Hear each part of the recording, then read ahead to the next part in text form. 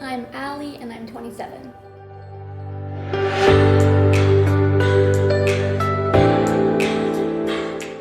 Hello, Alli.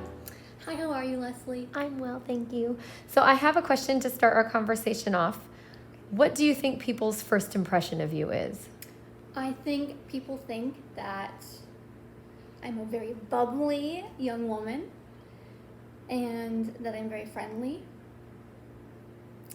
But in reality, I am 27 and I am a 2-time kidney transplant recipient.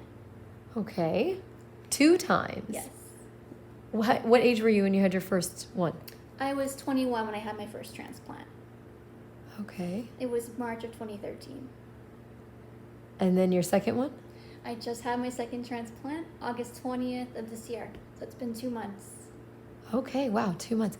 So tell us about that process for you, knowing that you were going to have to undergo such a major surgery and obviously needing to find someone to be the recipient of their kidney. So talk a little bit about that if you don't mind sharing. Of course, I'm an open book about my situation. I call myself the kidney kid. I want people to know more about me. I want to spread awareness about kidney disease and about donation. For me, knowing I would need another transplant was scary, but at the same time, I knew that I would feel so much better afterwards, so I wasn't really that nervous. I just wanted to feel good, and it was hard looking for a donor. But my dad actually wrote an article in the local newspaper. We had t-shirts made. We went all over wearing our t-shirts asking for donors, looking for donors who will be a compatible match.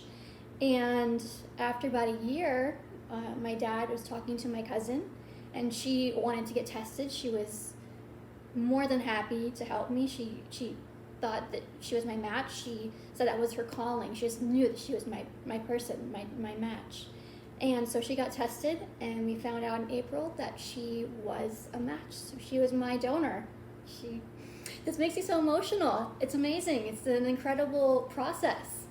So That's amazing. we found out. Here in case you need that. Thank you. So we found out in April that she was my donor. So throughout that process, I had to have several treatments done in order to prepare my body for the transplant. So I had a few treatments to kind of train my immune system, and I had a few treatments that were basically injecting me with healthy cells, kind of like backup cells, little warriors.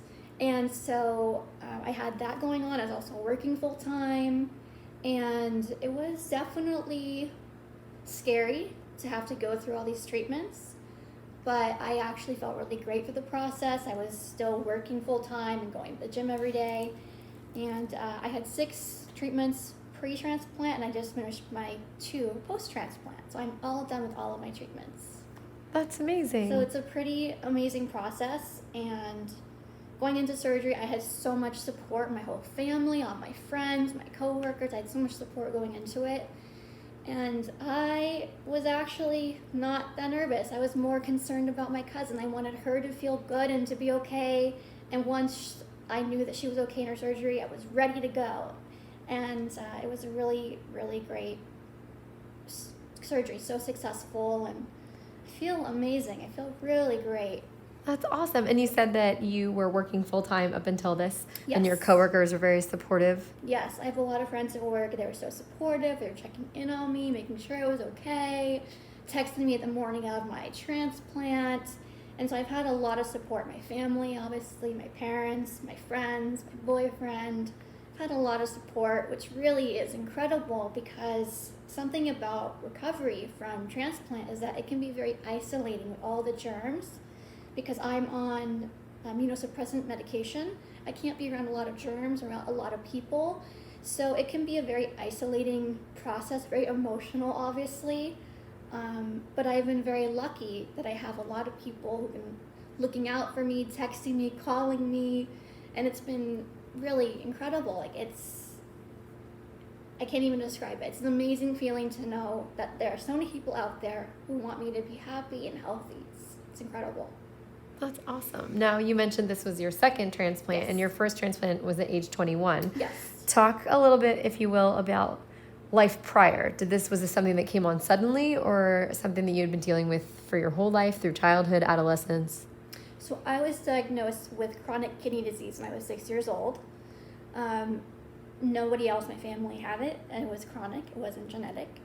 And through the years, they were able to control a little bit my kidneys through, close observation and through blood work.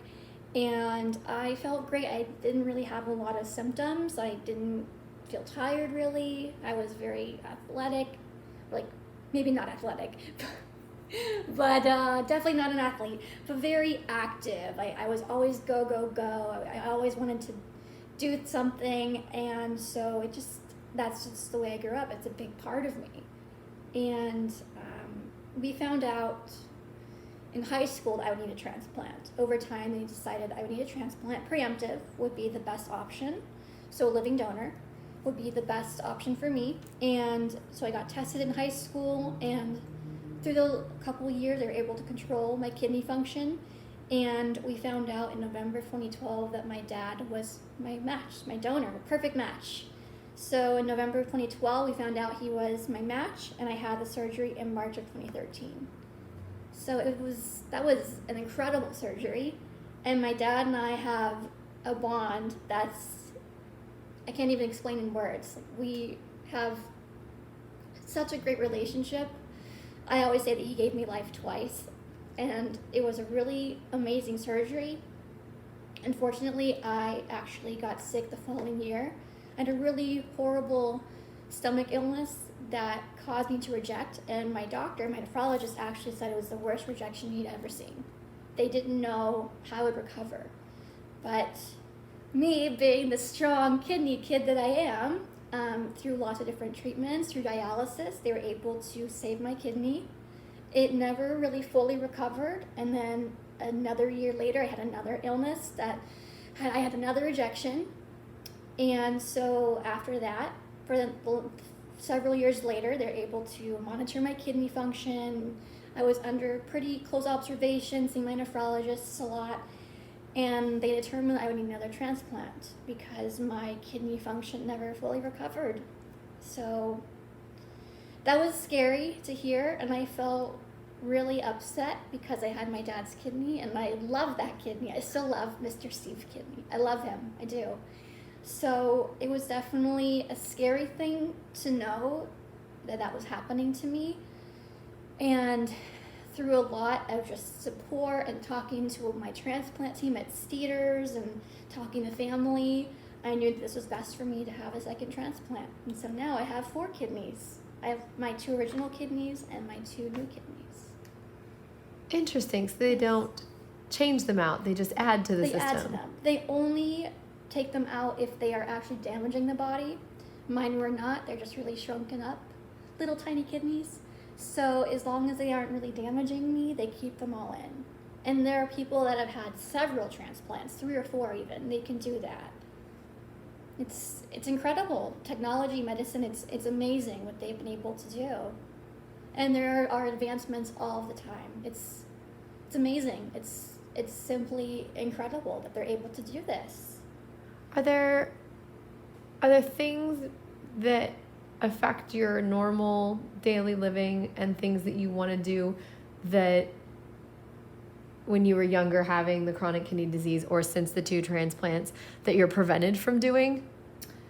There were never truly things that I couldn't do. I've always been the kind of person who just wants to do it all. Obviously now after transplant, I have to be very, very careful with germs. So, being in a lot of crowds, being with sick people, that's out of the question. But besides that, I've always been able to do everything. Like I said, I graduated high school, I went to college, I've been working in the music industry for the last several years. That's what I went to college for.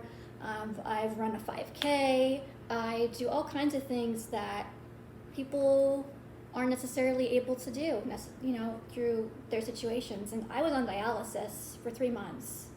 And even though it was not the most fun experience, I made it the best I could, and I've always been the kind of active person. I'm still going to go to the gym, I'm still going to see my friends and go out and enjoy my life. And now that I've had the second transplant, I'm just very, very careful. And I want to be so careful with Kelly the kidney and protect her. And I live my life to the fullest. That's just who I am. I'm always very positive. I love making people happy. I love helping others. And if my story helps anybody, that's all I can ask for. That's amazing. So I have two more little questions for you. One is, what would surprise people to know about you? Well, first off, the fact that I've had 2 kidney transplants is pretty incredible. I mean, you could see I have 4 kidneys. It's amazing. People wouldn't necessarily know that. That's surprising. I think that I am so positive throughout everything I've been through. That's kind of surprising, because you would think that I'm not very positive, and there's days when I'm not the happiest, but I love my life. I love being able to share it with everybody. I love being able to share my story. I think that's the biggest surprise. Also, that I'm a singer and I work in the music industry. That's not something you necessarily would know, but once you get to know me, you can find that out. How long have you been singing? I've been singing my whole life. I was classically trained starting at, I think, 16. So I was trained for many years. I went to college. I was trained in college, and I still sing all the time. And now, obviously, my health is my number one priority, but I love music. That's awesome. It's just a really big part of me. There are lots of big parts of me, but that's a very big part of me. Well, there are 4 kidneys that are a part of you, Yes. too. Yes, there are. So, last question. You've shared so many amazing things. So, what is one thing, if you could pick any one thing, that if someone was walking past you, in a setting on the street, and they were walking by, and you could just hold up a sign that said one thing about Alli, what would you want them to know?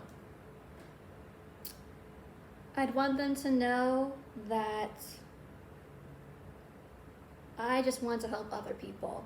I want to be there to help other people. I want to share my story so that I can help somebody going through a similar situation, whether it be somebody dealing with just being diagnosed with chronic kidney disease, somebody who's about to have a transplant, somebody who's just had a transplant, somebody who's going to need a second transplant. It's all I love to do. I love to help people in any way I can. That's who I am. I love helping people. And maybe if there's a family member that doesn't understand what is about to happen to their family member, that's always a way to communicate too. That's pretty amazing. Of course, obviously, I've had the transplant, but I love helping people going through it, their families, their friends.